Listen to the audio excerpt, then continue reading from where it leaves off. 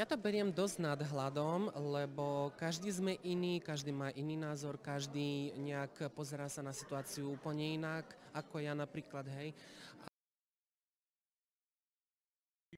Vy ste analfabet? No vidíte, tak potom si to prečítajte, keď viete čítať rozhodnutie Ústavného súdu.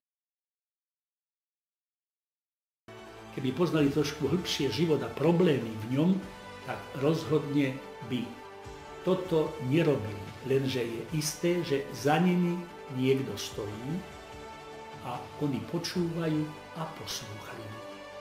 A všetko toto zlo pochádza zo Spojených štátov amerických. Aby ste išli všetci, kto máte repičky.